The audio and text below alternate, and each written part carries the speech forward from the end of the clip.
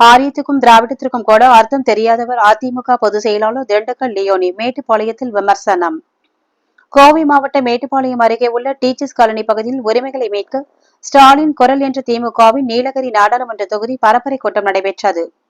இதில் மேட்டுப்பாளையம், குன்னூர், நீலகிரி, பவானி உள்ளிட்ட 6 சட்டமன்ற தொகுதிகளைச் சேர்ந்த திமுகவினர் மற்றும் பொதுமக்கள் பங்கேற்ற நிலையில் தமிழ்நாடு பாடநூல் கழக தலைவர் திண்டுக்கல் லியோனி பங்கேற்று சிறப்புரையாற்றினார்.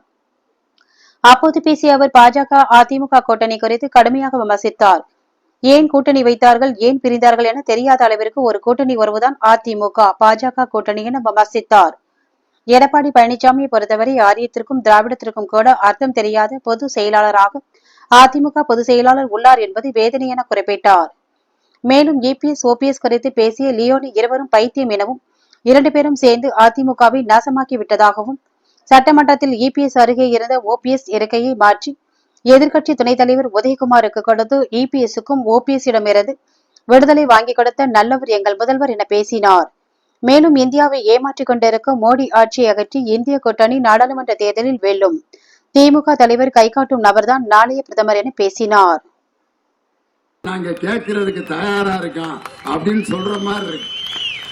அதுக்காக நான் வச்சு செய்யதான் அந்த இல்லத்திற்கு மிகப்பெரிய பெருமை என்று கருதி அந்த இல்லத்தில் இருந்த ஒரு பெண்ணை உலகம் முழுவதும் அவள் பயணம் செய்ய வேண்டும் என்பதற்காக விடியல் பயணம் என்ற திட்டத்தை இந்தியாவிலேயே தான் முதலமைச்சரானவுடன் கையெழுத்து போட்ட முதலமைச்சர் நம் தங்க தளபதி அவர்கள். இப்படி ஆயிரக்கணக்கான திட்டங்களை இந்த தமிழகத்திலே அறிமுகப்படுத்தி உலகத்தில் இருக்கக்கூடிய அனைத்து நாளிதழ்களும் தமிழகம்தான் சிறந்த மாநிலம் என்று புகழ்கின்ற அளவிற்கு ஆட்சி நடத்தி கொண்டிருக்கக்கூடிய அற்புதமான ஒரு மாநிலம் இந்த தமிழ்நாடு. ஆனால் அதிமுகவும் பாஜகவும் இன்று ஏன் கூட்டணி வைத்திருந்தார்கள், ஏன் பிரிந்தார்கள் என்று யாருமே சொல்ல முடியாத அளவிற்கு திடீர்னு சேர்ந்தார்கள், திடீரென்று பிரிந்தார்கள். ஏன்னு யாருக்கும் தெரியாது. இன்னைக்கு பாருங்க, இன்னைக்கு அந்த அதிமுகங்கிற கட்சி படுற பாடு.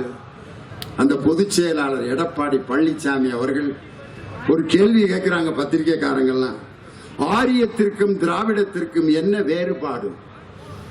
அவங்க கட்சியிலே அனைத்திந்திய அண்ணா திராவிடன் ஒரு வார்த்தை இருக்குல்ல, அதுக்கு தான் அர்த்தம் கேட்கிறாங்க. அதுக்கு அவர் ஒரு பதில் சொன்னார். அதெல்லாம் படிச்சவங்கள்ட்ட கேட்க வேண்டிய கேள்விங்க, நம்மள்ட்ட போய் ஏன் கேட்குறீங்க? இதெல்லாம் ஆராய்ச்சி பண்ணி எடுக்க வேண்டிய முடிவுங்க, என்கிட்ட ஏன் கேட்குறீங்க? இது ஒரு கட்சி, இதுக்கு ஒரு பொதுச் செயலாளர். வெக்கமா இல்ல? ஒரு கட்சியினுடைய பெயருக்கே அர்த்தம் தெரியாத ஒரு பொதுச் செயலாளர் அதிமுகவில். பாஜகவும் அதிமுகவும் ஏன் கூட்டணி அமைச்சிச்சு? இன்னைக்கு அந்த அதிமுக நிலைமை என்ன? புதுசா ஒருத்தையும் கல்யாணம் பண்ணி தன்னுடைய மனைவி கிட்ட சாந்தி முகூர்த்த தன்னைக்கு பேசுறான். இந்தா என்னங்க, இந்தா ரொம்ப வெக்கப்படுது. எப்படா பேசுறேன்னு தெரியாம நீ ரொம்ப அழகா இருக்கன்னு இருக்கேன். போங்க, நீங்க ஒரு பைத்தியம். அவனுக்கு என்னன்னா நம்மளை எப்படா கண்டுபிடிச்சா அப்படின்ட்டு பார்த்துட்டு அது எப்படி உனக்கு தெரியும் அப்படின்னு. நீங்க பைத்தியார் ஆஸ்பத்திரியில 6வது வார்டுல இருந்தீங்கல்ல, நான் 7வது வார்டுல இருந்தேன். 2 மெண்டலும் சேர்ந்து குடும்பம் நடத்திட்டு இருக்குது. வேற யாரும் இல்ல, இபிஎஸ் ஓபிஎஸ் தான் அந்த கட்சியை நாசம் பண்ணி இன்னைக்கு அது சேருமா சேராதான்ட்டு இன்னைக்கு அப்படி ஒரு கட்சி.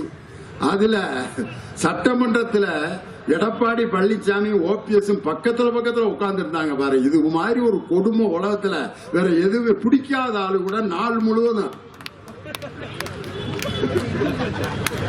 இதுக்கு பேசாம காரமட ரங்கநாதர் கோயில் வாசல்ல உட்காந்து பிச்சை எடுத்து பொழைச்சிடலாம்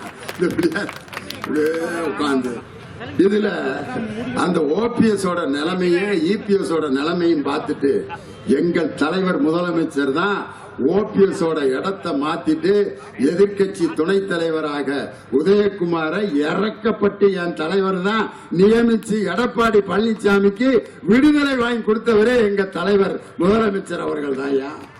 இப்படி கேடுகட்ட அதிமுக பாஜக ஒரு பக்கம், யாரு கூட கூட்டணி வைக்கிறது வைக்க கூடாதுன்னு முழிச்சுக்கிட்டு முடிபிதிங்கி கிடக்கக்கூடிய அந்த கட்சிகளுக்கு மத்தியில் இந்தியாவை ஏமாற்றிக் கொண்டிருக்கக்கூடிய நரேந்திர மோடியின் அந்த ஆட்சியை, அந்த கூட்டணியை வீழ்த்தி மதச்சார்பற்ற ஒரு ஜனநாயக ஆட்சியை இந்திய கூட்டணியின் சார்பாக டெல்லியிலே நிறுவப் போவது நம் தங்க தளபதி அவர்கள்தான். காரணம், டெல்லியில் அண்ணா அறிவாலயம், டெல்லியில இருவர்ண கொடி திமுக கொடி பறக்குதுன்னா அந்த பறக்கின்ற திமுக கொடி 2024 என் தலைவர் யாரை அடையாளம் காட்டுகிறாரோ அவர்தான் இந்தியாவினுடைய பிரதமராக இருப்பார் என்று சொல்லி இந்த அருமையான விடியலை நோக்கி ஸ்டாலினின் குரல் என்ற அந்த இயக்கத்திற்கு பிறகு உரிமைகளை வழங்கும் ஸ்டாலினின் குரல் என்ற இந்த அருமையான இயக்கத்தை வெற்றிகரமாக நடத்தி முடித்திருக்கின்ற நீலகிரி நாடாளுமன்ற தொகுதியில் மீண்டும் திராவிட முன்னேற்ற கழகத்தை மிகப்பெரிய வாக்கு வித்தியாசத்திலே வெற்றியடைய செய்வோம் என்று சொல்லி உங்களிடமிருந்து விடைபெறுகிறேன். நன்றி, வணக்கம்.